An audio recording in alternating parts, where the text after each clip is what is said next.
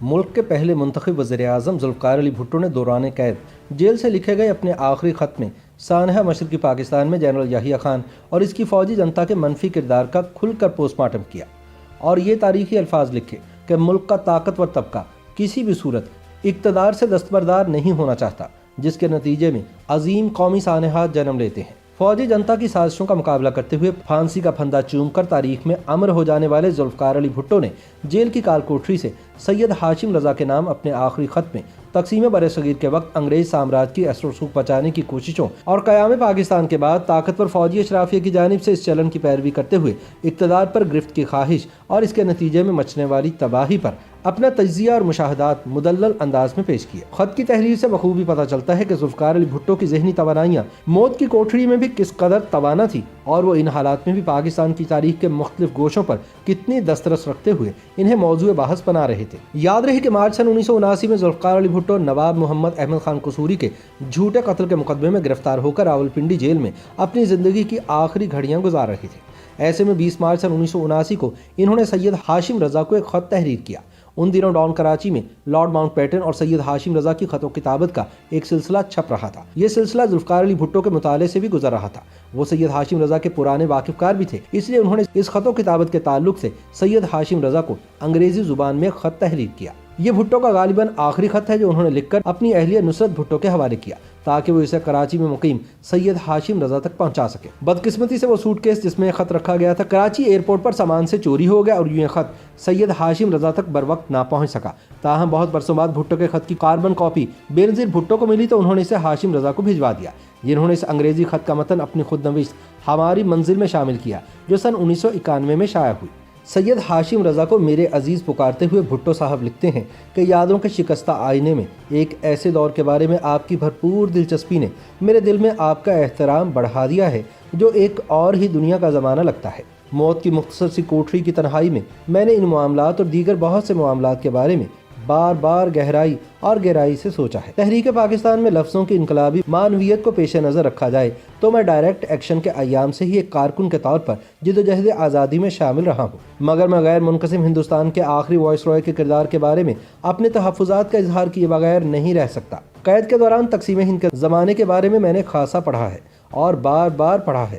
پاکستان کی سیاست کے بارے میں اپنے تجربے اور 30 سال تک چیزوں کو دیکھنے، جانچنے اور سمجھنے کی استطاعت نے مجھے سیاست کا وسیع تر تناظر میں تجزیہ کرنے کی صلاحیت دی ہے۔ میرا خیال ہے کہ جب کوئی شخص مجھ جیسے موجودہ حالات سے گزر رہا ہو تو اس کے اندر ایک خاص قسم کی فیاضی اور رحم دلی پیدا ہو جاتی ہے، مگر آپ یقین کیجئے کہ میں جذباتیت اور ماضی پرستی کے میٹھے دکھ کا شکار نہیں ہو رہا ہوں۔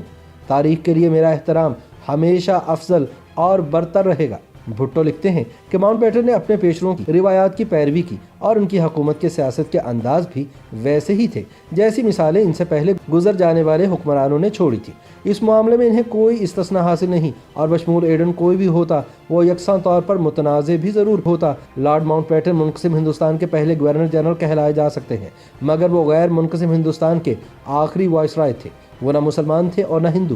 انہیں تاج برطانیہ نے ایک ذمہ داری سونپی تھی اور یہ ذمہ داری ہندوستان میں برطانوی سلطنت کے خاتمے کے بعد بھی انجام دی جاتی رہی۔ بھٹو لکھتے ہیں کہ تقسیم اور آزادی کے بعد ہم نے کم از کم 2 مرتبہ اپنے ملک پاکستان میں یہ دیکھا کہ ایک مسلط شدہ طاقت یا اجنبی طاقت نے انتقال اقتدار کے وقت اقتدار کو اپنے پاس رکھنے کے لیے بہت لیت و لال سے کام لیا۔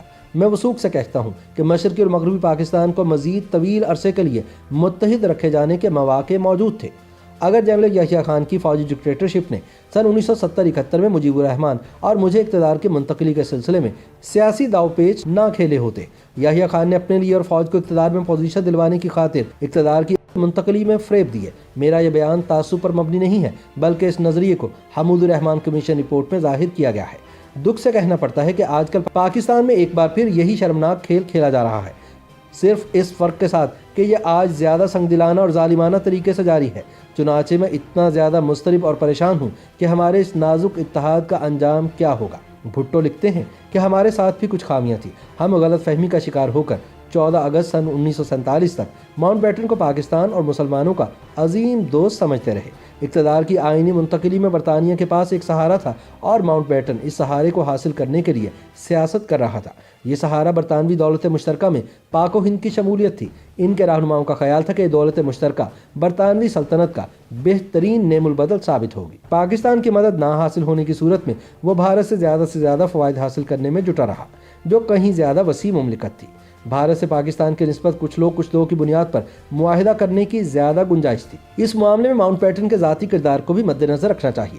بھٹو لکھتے ہیں کہ دوسری عالمی جنگ کے تناظر میں دولت مشترکہ کی اقوام کا سہارا لے کر برطانوی عمال نے خیال کیا کہ برطانیہ کی حیثیت امریکہ کے لیے ایسی ہی ہوگی جیسی کہ روم کے لیے یونان کی اہمیت تھی، لیکن جلد ہی انگریزوں کو معلوم ہو گیا کہ ان کا سابقہ جدید رومنوں سے نہیں بلکہ اچھے پرانے اطالویوں سے ہے۔ چنانچہ جنگ کے ختم ہونے سے پہلے ہی امریکی تیل کے مفادات بے دردی اور دغابازی کے ذریعے مشرقی وسطیٰ میں برطانوی مفادات پر اثر انداز ہونے لگے، جس سے تاج برطانیہ کی قوت کو شدید دھچکا لگا۔ ذوالفقار علی بھٹو نے آکسفورڈ میں زبانہ طالب علمی کے دوران برصغیر کی سرحدی تقسیم کے ذمہ دار لارڈ رڈکلف سے گفت و شنید کے تناظر میں لکھا کہ موصوف کا اصرار تھا کہ سن 1947 میں کشمیر بدنیتی سے انڈیا کو منتقل نہیں کیا گیا، تاہم میں نے رڈکلف سے کہا تھا کہ ان تمام ناموافق حالات کو درست کرنے کے لیے ایک عظیم عوامی انقلاب آئے گا۔ بھٹو مزید لکھتے ہیں کہ ماضی کی ناکامیوں پر مباحثہ کرنے کی بجائے اس بات کی زیادہ ضرورت ہے کہ ہم مستقبل پر غور و فکر کریں۔ برطانوی سرزمین میں ہماری مدد کے لیے نہیں آئے تھے، تو ہم یہ کیوں سوچتے ہیں کہ انہوں نے یہاں سے واپس جا کر ہماری مدد کی؟ ماؤنٹ بیٹن صرف ایک اعلیٰ کار تھا، ہم اس کے اوزار ہیں۔ ہم آزادی کی نسل کے بعد بھی ہٹیلے پن سے اس کے اعلیٰ کار بنے ہوئے ہیں۔ خط کے آخر میں ذوالفقار علی بھٹو لکھتے ہیں کہ یاد رکھیں، ہم نے پاکستان کی جدوجہد اس لیے کی تاکہ برابری حاصل کریں، برابری سے کم نہیں، آزادی سے کم نہیں، عزت و وقار سے کم نہیں، بھائی چارہ مگر تعصب نہیں۔ YouTube پر گوگلی نیوز دیکھنے کے لیے youtube.com کی سرچ بار میں googly news T V type کریں۔ گوگلی نیوز کے پیج پر سرخ رنگ کے سبسکرپشن والے بٹن پر کلک کرنا نہ بھولیے۔ YouTube پیج پر اپلوڈ ہونے والی ویڈیوز سے باخبر رہنے کے لیے بیل آئیکن پر کلک کیجیے۔ آپ کو ہر نئی ویڈیو کے بارے میں نوٹیفیکیشن موصول ہو جائے گا۔